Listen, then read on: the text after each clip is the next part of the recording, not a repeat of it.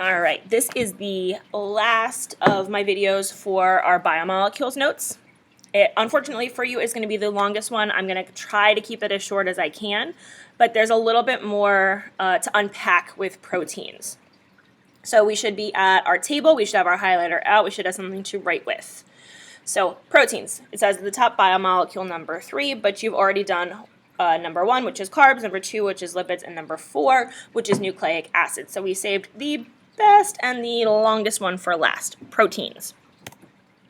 And as always, we're going to start with our elements. So out of CHNOPS, our 6 elements of life, we should know by now that we need carbon, we need hydrogen, and we need oxygen. So those are your first 3 blanks. Every molecule we've talked about needs carbon, hydrogen, and oxygen, and we specialize by adding different other things in. So we're going to have some nitrogen, and here we're going to have a little bit of sulfur. So CHONS, C-H-O-N-S, CHONS. So again, as always, you're going to write them down and then highlight them. So one of the easiest ways to recognize a protein is if I gave you a molecule and you see carbon, hydrogen, oxygen, and nitrogen, you can guess that it might be, and you don't see like sulfur, or sorry, you might see sulfur. You don't see phosphorus. You can assume that it might be a protein. But I'm going to show you hopefully how to recognize it, and we're going to practice in class. All right, so what's the monomer? What do we build proteins with? We build them with something called amino acids. And amino acids are incredibly important because proteins, as we're going to find out, do a ton of stuff in our body. And the different types of amino acids allow your cells to form different types of proteins which do different jobs. This is the structure of an amino acid. I would take a moment and draw it in your monomer subunit block because you have extra space there. And then go ahead and highlight it. So you have your nitrogen, you have some hydrogens, carbons, oxygens. The R group right here, guys, R is like a placeholder. That's the variable spots on the amino acid. There are 20 different kinds of amino acids. So the only thing that's going to change between all 20 of those is like what atoms we have over in this R group. So take a moment, give it a draw. Information about monomer. This is where you're going to just add this. There are only 20 different kinds of amino acids that are used to build thousands of kinds of proteins. And this should make sense if you think about the fact that proteins can be hundreds of amino acids long. Generally in your human body, they're about 300 amino acids long. And it can be in any combination of these 20. So just like we can use the 26 letters of the alphabet to make an almost infinite amount of words, we can use these 20 different amino acids, put them in different orders, and build thousands of kinds of proteins. We actually can build more than our bodies are ever even equipped or capable of using. So it just gives us a lot of variety in the types of proteins we can build and the types of jobs that those proteins can do. And the other cool thing is that all organisms on Earth, every single living thing, from bacteria, which are super simple, all the way up to very complicated things like us, use the same 20 amino acids. So it shows that these 20 are the ones that do the things that our cells need them to do. It's a piece of evidence that we're going to talk about for evolution when we cover that in January. So just to show you what some proteins look like, again, there are thousands of kinds of proteins, but they all have different shapes. So some you might have heard of, insulin. So insulin is a protein that helps us regulate our blood sugar. So it's pretty small. It's a messenger molecule, so it goes and communicates with our cells that they need to take in sugar from our blood. Antibodies, so this is what your immune system will produce in response to infection, to help kind of grab invaders out of your bloodstream. Hemoglobin is inside your red blood cells. It carries oxygen from your lungs to the rest of your body. Alcohol dehydrogenase, that's going to help break down alcohol. And then this one's kind of cool. This one's my favorite. It's ATP synthase. So when your cells make energy, they need something called ATP. That's the energy currency of the cell. And this is an actual like rotor. See this part? It moves, it spins. This whole thing actually spins inside of a membrane, so it's attached to a cell membrane, and it uses mechanical energy, the actual spinning and moving, to actually help make ATP, which is incredibly, incredibly cool that we could have something so complex inside of us. All right, polymer examples. What are we building with our amino acids? If you link two amino acids together, it's a dipeptide. So here's just a picture. Here's some dehydration synthesis. So we need to make the connection here. So we got to get rid of the OH here and the H here, which makes water here. So dehydration synthesis. It never stops here. I don't even know why we even bother to call a dipeptide, because you never stop here. What we are trying to build, the polymer we're trying to build is something called a polypeptide, and that's many amino acids joined together.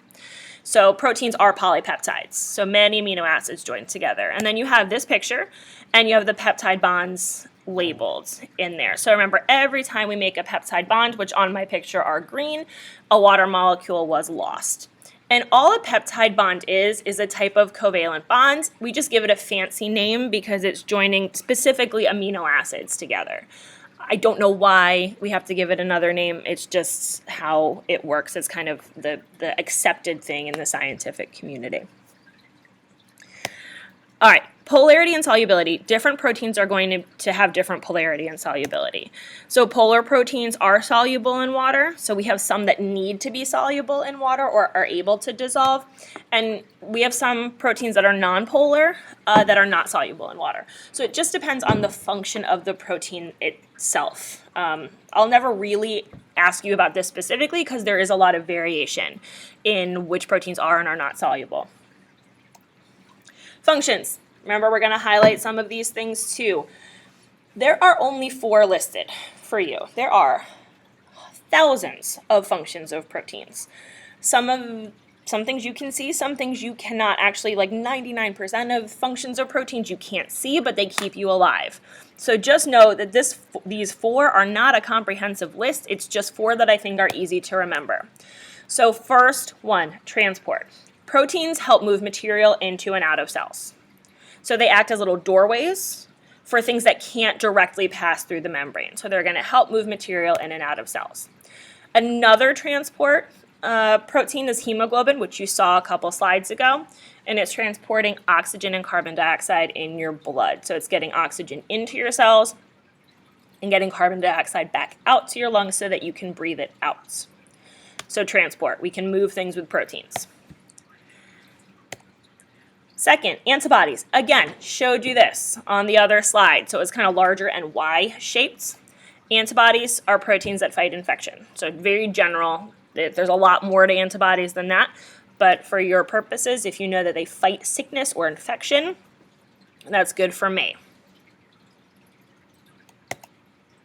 And these are antibodies, these guys right here. So if you have bacteria in your body, they kind of grab onto it, or viruses, they kind of grab onto it and prevent them from doing the things that make you sick. And they also allow these guys over here.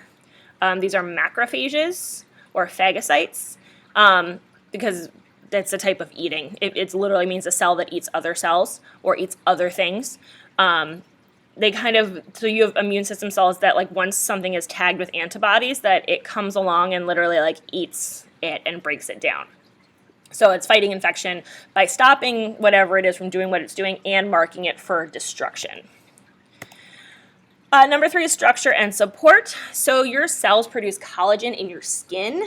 You have a lot of it because you are young. So your skin is nice and firm. As you get older, it's not going to be so much. Your body stops producing it as well.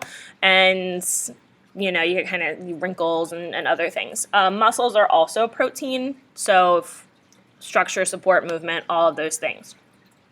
So collagen and muscle. Muscle is an easy one to remember.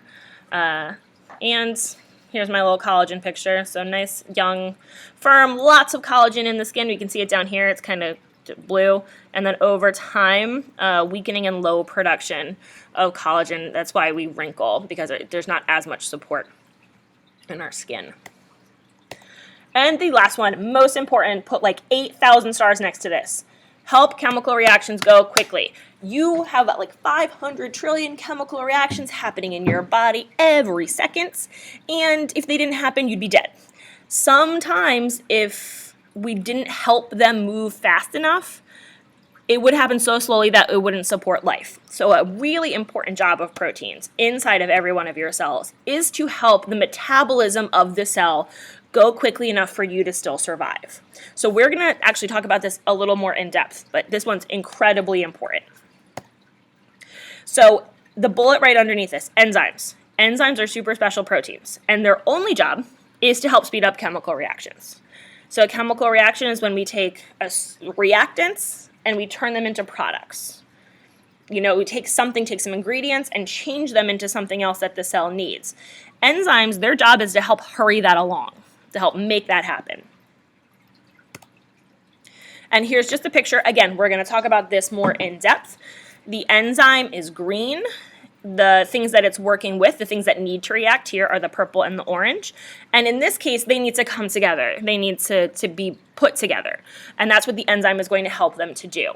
If the enzyme wasn't there, these guys would just have to bump into each other with the right amount of force and at the right angle and hope that the reaction happened. The enzyme actually grabs both of them and forces them to interact and allows them to do what they would do only under super specific circumstances if the enzyme wasn't there. Food examples. So we have in our picture, we have lots of beans, meats, nuts, all of those things. So steak, another one, fish, eggs, nuts, like all these things, super high in protein.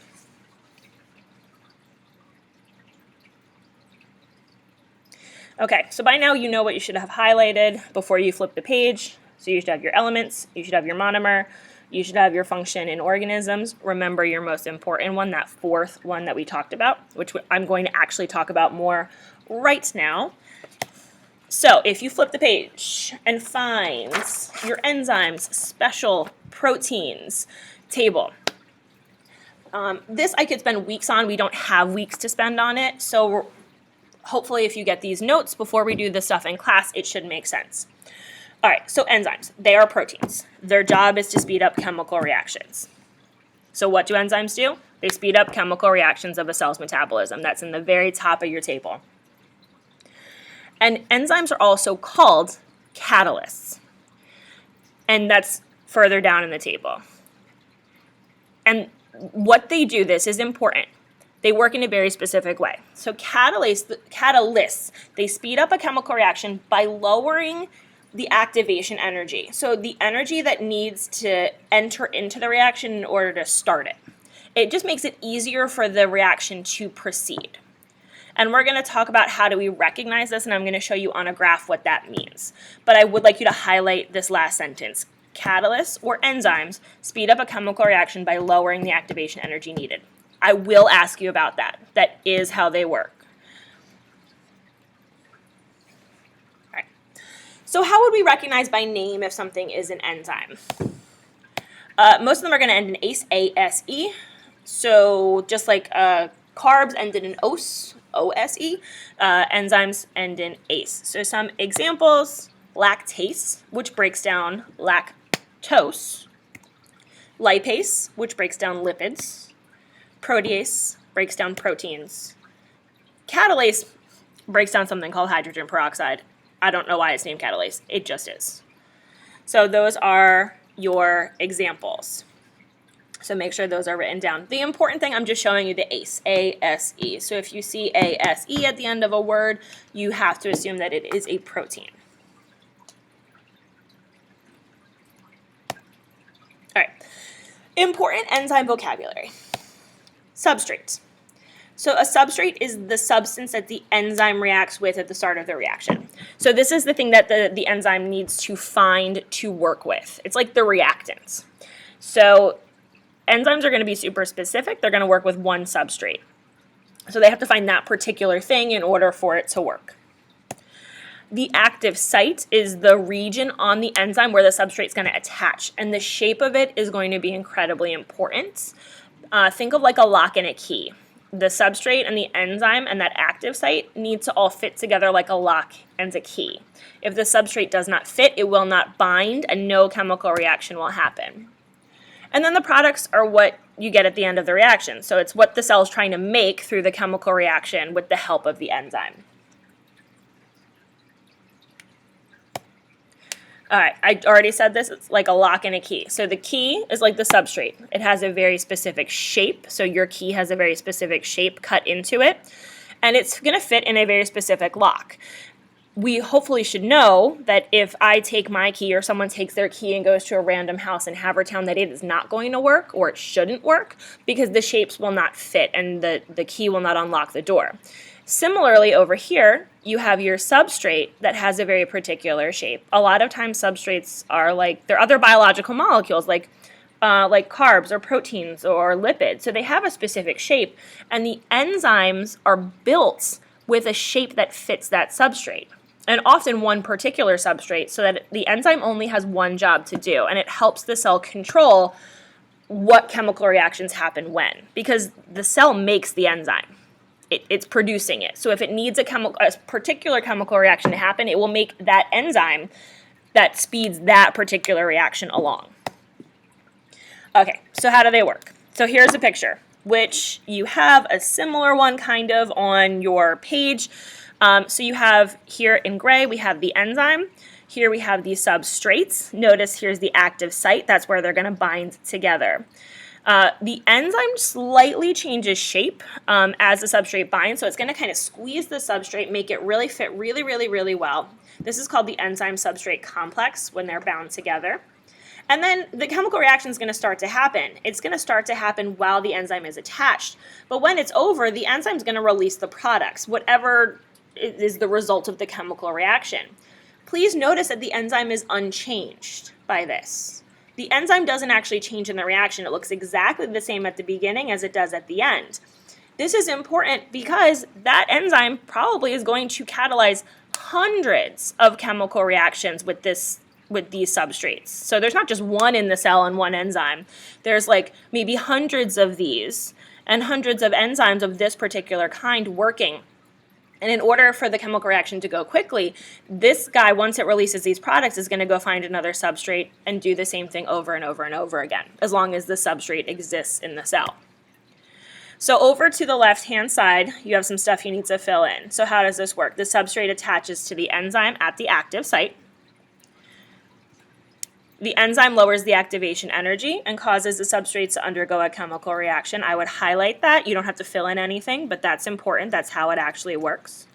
And then the products are released to be used by the cell. The enzyme is going to go back and do more of its same job. It's going to kind of start this process over again with any extra substrates that are in the cell. So what happens if I don't make an enzyme? So this is not on your notes, but it's kind of interesting. If you are lactose intolerant, you can't break down the sugar that's in milk, which is lactose, which is in your picture right here, and here. So if I'm lactose tolerant, my cells make something called lactase, which is the enzyme that breaks this down, and it's going to break the lactose down in its two parts, glucose and galactose, which our cells can absorb. Which is you don't really feel anything. It's just like eating any other thing. If I'm lactose intolerant, I don't make lactase, so there's no lactase being made by the cells of my intestine. So you can't digest it, which would be fine, but you have tons of bacteria that live in your intestine that love lactose. It's an energy source for them just like it is for you. It's sugar, so they love it too.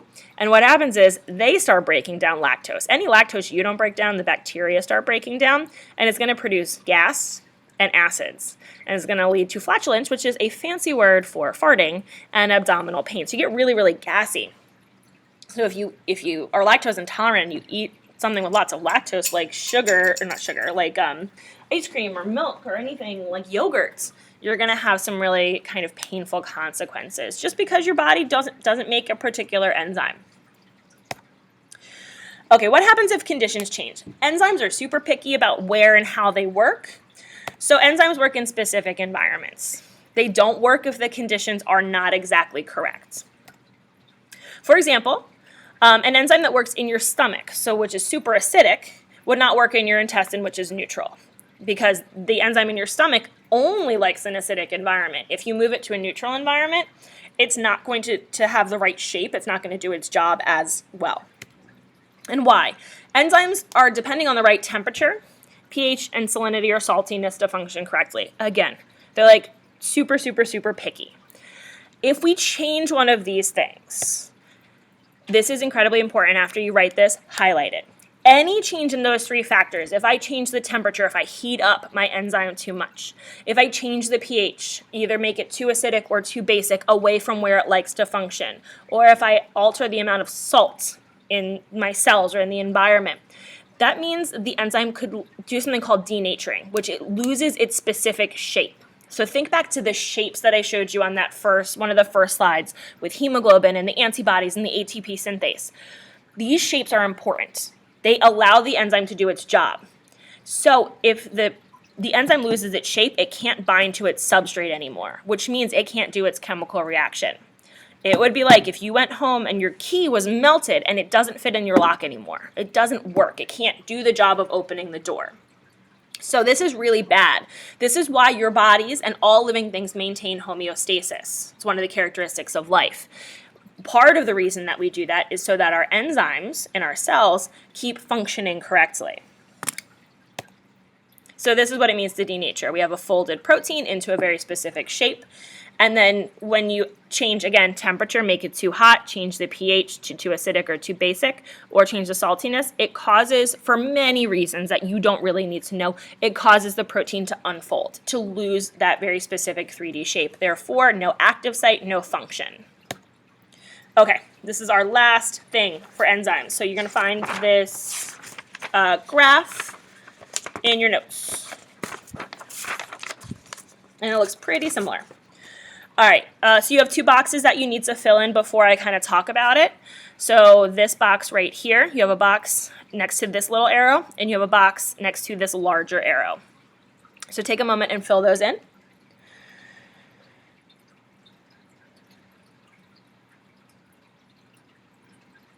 All right, so this is an enzyme graph. It's the same reaction. So if you want to, you can add the example reactants. So this is assuming we take CO2 and water, and they're going to undergo a chemical reaction that's going to produce this H2CO3. So this is the product. This is the thing we're trying to make. So what's happening here is without the enzyme, this is an energy graph. So the higher up here I go, the more energy is going to be required. So without the enzyme, mine is in red. If you want to make yours a color, go ahead. Without the enzyme, look at how much energy it's going to take to get started. It's going to take a heck of a lot of energy. So these two things on their own are probably not going to react with each other because of all this energy that it takes. Right here is where the chemical reaction starts, so we've reached the right amount of energy, and these two things start interacting with each other, start breaking bonds and remaking bonds. And then eventually we get to our product. So without the enzyme, we have a really high activation energy. Our hill is really, really large. When we add the enzyme in, guys, it's the exact same reaction. We're still taking CO2 and H2O, and we're still making H2CO3. But the enzyme, because it's grabbing both the CO2 and the H2O, and it's forcing them to interact with each other, we don't need to put in as much energy to get the chemical reaction started. So look what happens to the activation energy. It's much lower. And we still get to the same product. Because remember, nothing else has changed. We're just adding in the enzyme to help these guys interact with each other. And the reason that it goes faster is because, think of it like this. If we all had to get to a destination and there were two routes to get there, and I had half of us walk up a mountain or over a mountain, and half of us walk over a very kind of low hill, the mountain is going to take a heck of a lot more time and energy. The hill is not going to. But we're going to get to the same destination. So those of us that walked over the hill are going to get there a heck of a lot faster than those of us who walked over the mountain. So you have to be able to recognize this graph. The activation energy, guys, is always, always, always lower with the enzyme. That's the point of the enzyme. That's the job. Without the enzyme, the activation energy is going to be higher. Nothing else is changed. The same reactants, the same products. Nothing else has changed except the activation energy and the speed of the reaction. So at the bottom, make sure you answer the questions. Which reaction requires more energy to start? That's the one without the enzyme.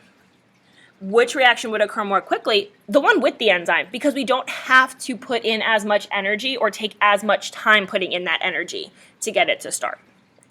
So we'll talk about this all in class. If you're not quite there yet, we're going to spend a couple days on enzymes, do some labs, do some activities, but you do need to be able to recognize this graph 1000%. I will ask you about it.